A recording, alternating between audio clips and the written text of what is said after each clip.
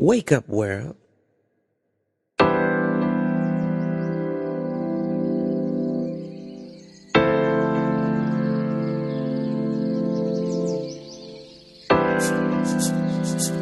At my school with the principal, the fact that it was the only book that actually have a chapter or a section dedicated to preparation and digital.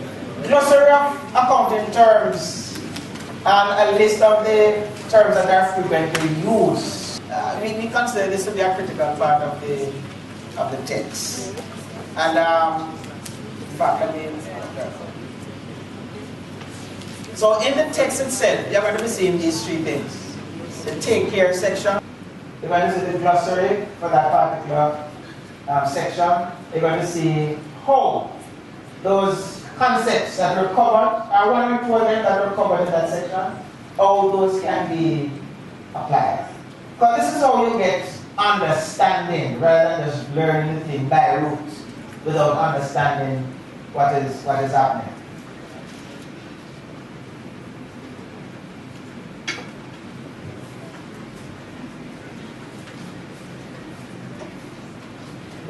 The intention of the text was never ever to look at or go through any comprehensive aspect of computer software in accounting.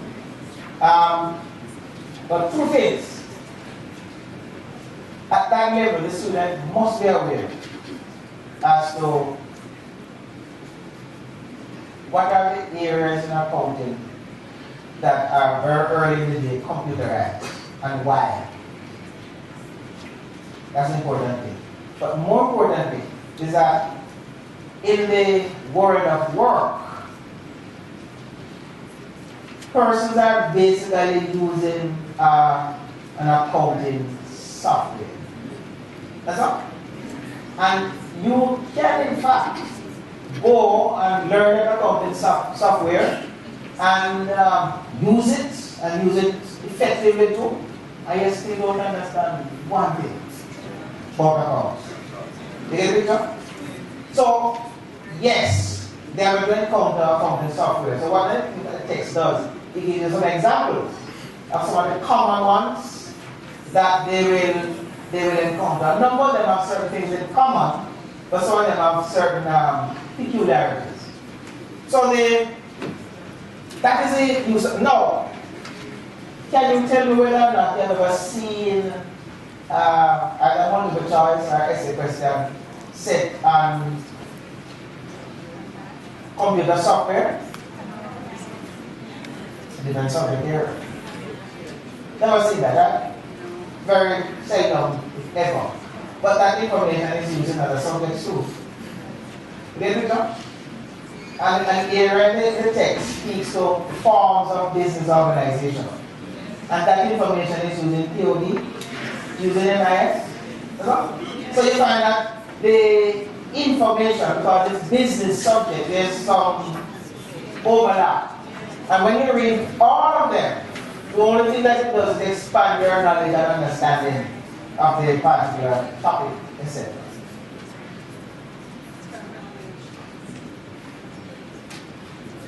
Spoke about this earlier. Fosters independent learning. Is that what you want, or you want the students to be independent learning?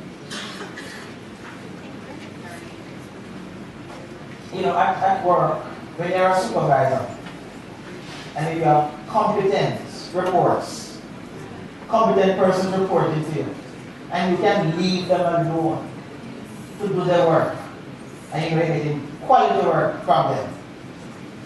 Because isn't that the type of person you want to report to? Well, that's the type of student you should want to. Students who, have caliber, this is confessional. We used to do our anti-pumpkins in the classroom. And we had a lookout person for when miss coming. So as soon as we had miss coming, then we stop what we're doing. Right? You see that? These are all brothers, yes. Yeah. The part of the culture. But you want to structure the learning that even when your back is turned, even when you come in a little late, even when you have to go and take on the matters, learning is still taking place. And the text can assist in that. As we were saying this morning, that teaching education now, it has to be student-centered. One of the questions that the ask is the theory text, is the economic text, is the principle of account text, and the student-centered. And because it's a test as to whether or not the texts are moving with the times. I am suggesting that they are student-centered.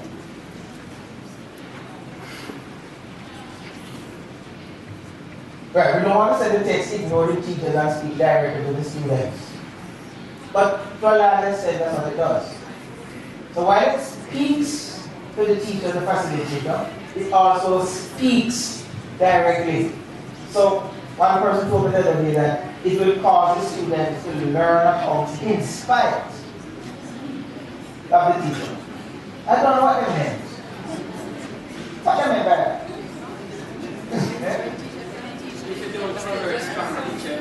They will still learn. So they say they will learn their how in spite of the teacher. So there is some advice provided to both teachers and students, which is also very, very useful. And I know that you advise yourself sometimes too. You can go with a text to advise you.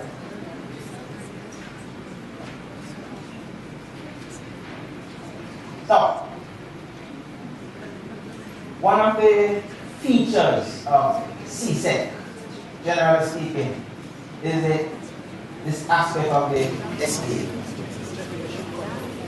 If you really want to know where in principles of account learning take place, is in the SBA. But you know that the SBA can be manipulated. So the guidance from the teachers and the follow-up and the monitoring is what is going to cause the students to actually learn from the process. And some people will tell you that by doing the SBA, it brings to life a number of the mundane things that are written in textbooks. It brings it to life. So we can, in fact, use it as a basis to enhance learning, to enhance performance. One of the things that the text does, not just to ask or to provide typical exam questions, does actually more than that. It provides typical exam papers, and that makes a big difference.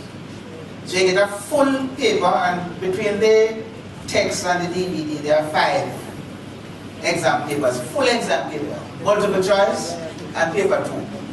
And what you're doing there is to make sure, in terms of the practice and the timing and everything, that persons are not encountering this for the first time when they go to an exam, but they would have practiced.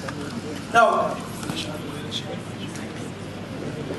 the exam papers, not exam questions now, but exam papers must, and it does in the text, adhere to the stipulation by the syllabus. That is one protection. The other thing that there is sometimes a confusion when you ask a person to journalize and when you ask them to post.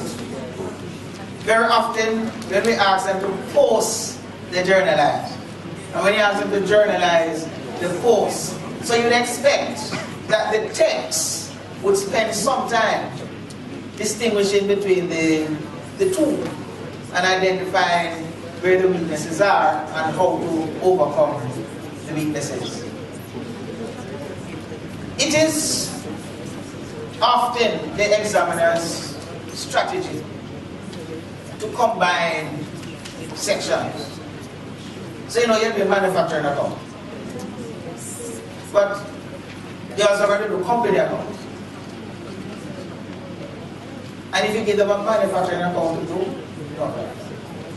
You give them a company account to do, maybe a little problem, but not much. If you ever give them the manufacturing account of a company, AY, worse yet? You know that these students perform very well, all things being equal, and partnerships? Why? You ever wonder why? I have my reasons. You know, why do they perform well in partnerships?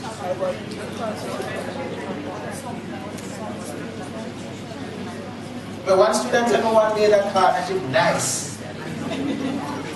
We just love to share a profit. But they perform fairly well on partnership. And in the early days, one of the reasons why they did badly on company accounts because the teacher never get there. Later in the syllabus, they never get to that point. So they come. And they're right, if SS for us on the exam paper, dear sir, our teacher never do this stuff again. So they tell us about you. They didn't come to class, alright? So what the text will now address, obvious and addresses, is the fact that these things can be combined. A manufacturing, trading and profit and loss account for a company, a manufacturing, trading and profit and loss account for a partnership, just as it can be for a sole trader. So you need to mix it.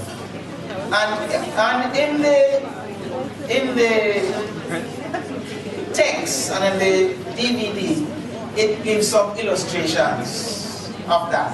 Because that is how you determine whether or not they really can bring all the information together in a whole.